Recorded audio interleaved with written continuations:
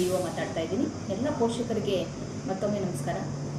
ಪೋಷಕರೇ, ಸುಮಾರು ಸಾರಿ ನಾವು ಡಿಪಾರ್ಟ್ಮೆಂಟ್ ಕಡೆಯಿಂದ ಪೋಷಕರ ಸಭೆ ಮಾಡಿದಾಗ ಮತ್ತು ಮನೆ ಭೇಟಿ ಕೊಟ್ಟಾಗ ನಿಮ್ಮ ಮಕ್ಕಳ ಸುರಕ್ಷತೆ ಬಗ್ಗೆ ನಿಗಾ ವಹಿಸಿ ಅಂತ ಹೇಳಿ ಸುಮಾರು ಸಾರಿ ಹೇಳಿದ್ವಿ.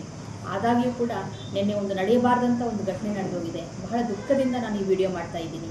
ನಿನ್ನೆ ನಮ್ಮ ಬೋಡೆನಹಳ್ಳಿ ಗ್ರಾಮದಲ್ಲಿ 2 ಮಕ್ಕಳು ಕೃಷಿ ಹೊಂಡದಲ್ಲಿ ಬಿದ್ದು ತಮ್ಮ ಜೀವವನ್ನು ಕಳ್ಕೊಂಡಿದ್ದಾರೆ.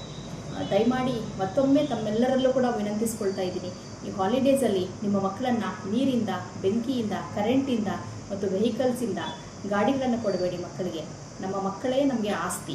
ದಯಮಾಡಿ ಮತ್ತೊಮ್ಮೆ ಬಹಳ ನೋವಿಂದ ಹೇಳ್ತಾ ಇದ್ದೀನಿ, ಎಲ್ಲರೂ ಕೂಡ ಇದ್ರ ಬಗ್ಗೆ ನಿಗಾ ವಹಿಸಿ ಮಕ್ಕಳು ಎಲ್ಲಿ ಹೋಗಿದ್ದಾರೆ, ಎಲ್ಲಿದ್ದಾರೆ ಅಂತ ಹೇಳಿ ಒಂದು ಸ್ವಲ್ಪ ಅವರನ್ನು ಫಾಲೋ ಅಪ್ ಮಾಡಿ.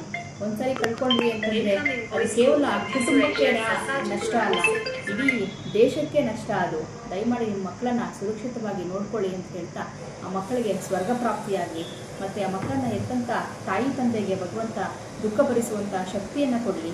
ಈ ದುಃಖದ ಸಂದರ್ಭದಲ್ಲಿ ನಮ್ಮ ಇಡೀ ಇಲಾಖೆ ನಿಮ್ಮೊಂದಿಗೆ ಇದೆ ಅಂತ ಹೇಳ್ತಾ, ಪೋಷಕರೇ ದಯವಿಟ್ಟು ನಿಮಗೆ ಕೈ ಮುಗಿದು ಕೇಳ್ಕೊತಾ ಇದ್ದೀನಿ, ಮತ್ತೊಮ್ಮೆ ನಿಮ್ಮ ಮಕ್ಕಳ ಸುರಕ್ಷತೆ ಬಗ್ಗೆ ಗಮನವನ್ನು ಹರಿಸಿ.